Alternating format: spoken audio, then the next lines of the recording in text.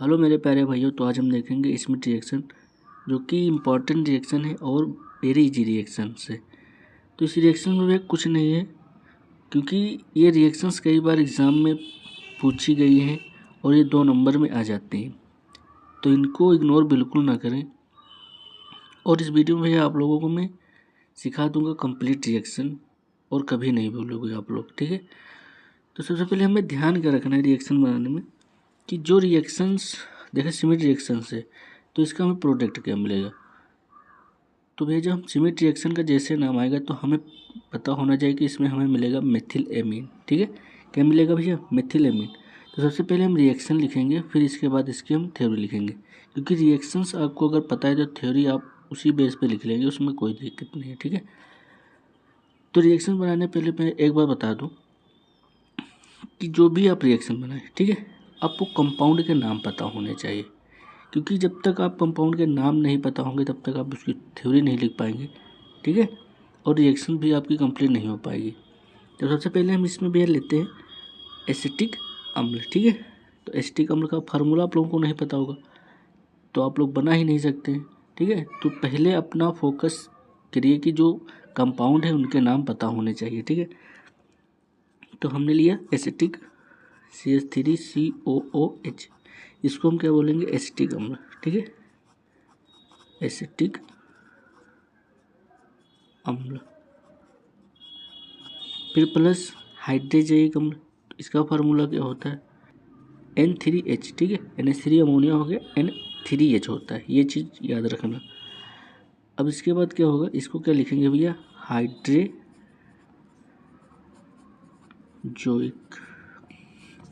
अम्ल, ठीक है। अब ये किसके प्रेजेंस में कराती है? ये चीज़ बहुत महत्वपूर्ण है कि किसके प्रेजेंस में हमें रिएक्शन को करानी है, क्योंकि कहीं कहीं हमें रिएक्शन दे देगा, आपको उससे क्या पूछ ले देगा किसके प्रेजेंस में करानी है। तो इसको भैया कराते हैं सांद्र H2SO4, ठीक है, सांद्र H2SO4, इसका क्या नाम है? सल्फ्यूरिक अम्ल।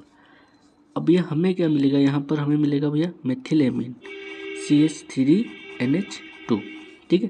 तो इसका क्या भैया नाम होता है? Methyl amine.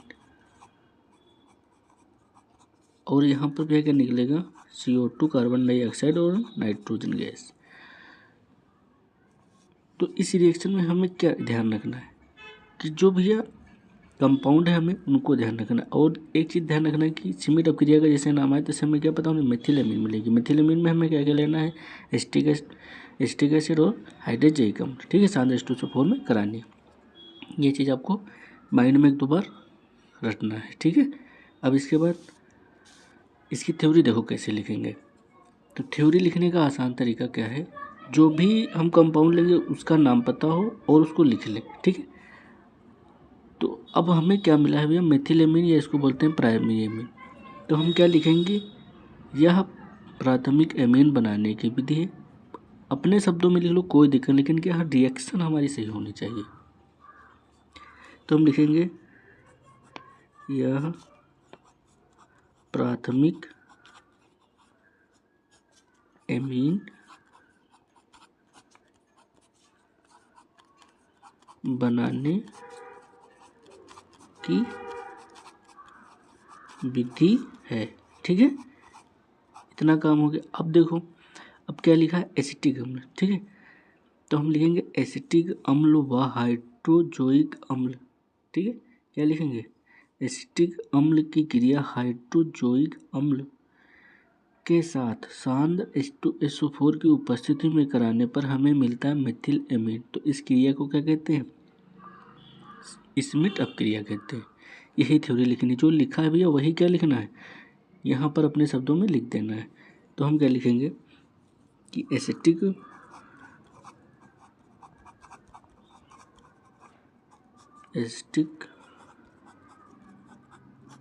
अम्ल की क्रिया हाइड्रोजोइक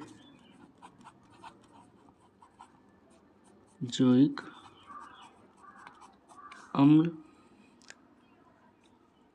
के साथ सांद्र सांद्र H2SO4 लिख दो या सल्फ्यूरिक अम्ल लिख दो, ठीक है।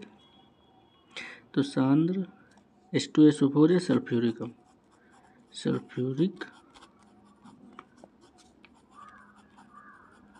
अम्ल की उपस्थिति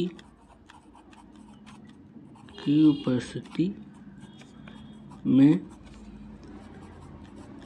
कराने पर मेथिल एमीन प्राप्त होता है। मेथिल एमीन प्राप्त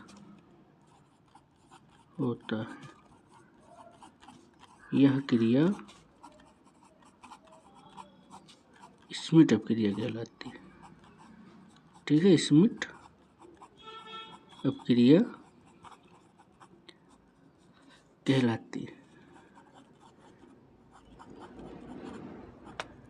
कहलाती है, ठीक है। तो देखो यहाँ पर हमने क्या लिखा, जो यहाँ पर लिखा है वही हमने क्या किया है, यहाँ पर लिख दिया है। एसिटिक एसिड लिया है तो हमने क्या लिखा, एसिटिक एसिड की क्रिया हाइड्रोजोइक अम्ल के साथ, ठीक है। और क्या लिखा है, हाइड्रोजोइक अम्ल, फिर सांद्र H2SO4 की उपस्थिति में कराने पर हमें क्या मिलता है, मेथिलेमीन मिलता है, और यह क्रिया स्मिट अपक्रिया कहलाती है। कितनी आसान है, ठीक है। तो कुछ नहीं करना है आपको, थोड़ा सा यहाँ ध्यान देना है। सबसे पहले आप कंपाउंड ध्यान रखें माइंड में, फिर अब क्या हमें प्रोडक्ट मिलता है यह ध्यान रखें। बहुत आसान रिएक्शन है, 3 बार अपने आप से करेंगे तो रिएक्शन माइंड में बैठ जाएगी, ठीक है। अब देखो भैया, इसकी एक भैया एरोमेटिक हाइड्रोकार्बन के साथ भी रिएक्शंस होती हैं। तो जितने भी कार्बोक्सिल या ओइक मतलब एसिड के कंपाउंड हैं, उन अपक्रियाओं में स्मिट अपक्रिया लग जाती है, ठीक है। तो जैसे हमने एक एरोमेटिक कंपाउंड भी यहाँ पर लिया है, अब यहाँ पर मैं लूँगा एरोमेटिक कंपाउंड का C6H5COOH, इसको भी क्या बोलते हैं, बेंजोइक अम्ल, ठीक है। बेंजोइक एसिड या अम्ल, ठीक है, बेंजोइक अम्ल प्लस, अब सारा काम ये वही करना है, ठीक है। देखो ओइक इसमें भी लिखा है कार्बोक्सिलिक, और ये भी कार्बोक्सिलिक ग्रुप जुड़ा है, ठीक है। तो बेंजोइक अम्ल, क्योंकि बेंजोइक किस लिए हो, क्योंकि इसमें बेंजीन रिंग जुड़ा हुआ है, ठीक है, प्लस हाइड्रोजोइक अम्ल, और ये सांद्र H2SO4, और भी यहाँ पर ये मिलेगा हमें। अब देखो इस बेंजीन रिंग यहाँ पर अलग होगा, और भी यहाँ पर एक NH2 जुड़ेगा, ठीक है, NH2। सारा प्रोसेस सेम यही रहेगा, ठीक है, क्योंकि यहाँ पर हाइड्रोकार्बन अलग किया हमने, ठीक है। तो ये क्या हो गया, हमारा हाइड्रोकार्बन अलग होकर एमीन के साथ जुड़ गया। इसी प्रकार से हम बेंजीन का ग्रुप जुड़कर एमीन के साथ में जुड़ गया, ठीक है। तो प्लस, और सारा उसी प्रकार से भी लिखा रहेगा। तो अब यहाँ पर भी इसका नाम चेंज होता है, इसका नाम क्या हो जाएगा, एनिलीन। तो ये कौन है, एरोमेटिक कंपाउंड की रिएक्शन है, उसको हाइड्रोकार्बन की रिएक्शन बोलते हैं, ठीक है। तो यही भैया थोड़ा सा इसमें डिफरेंस है, बस इसमें आपको क्या है, ये कंपाउंड याद रखना है और कुछ नहीं। कभी कभी ये भी रिएक्शन पूछ लेता है। तो जब तक आपको कंपाउंड के नाम नहीं पता होंगे तब तक आप कुछ नहीं कर सकते हैं, ठीक है। तो ये रिएक्शन आपको याद हो गई होगी मेरी समझ से। अगर वीडियो अच्छी लगी हो और आपको कुछ सीख मिली हो तो एक लाइक अवश्य करें और प्यारा सा कमेंट करें, और चैनल को जरूर सब्सक्राइब करें अगर रिएक्शन आपको सीखनी है। धन्यवाद, नेक्स्ट वीडियो में मिलते हैं।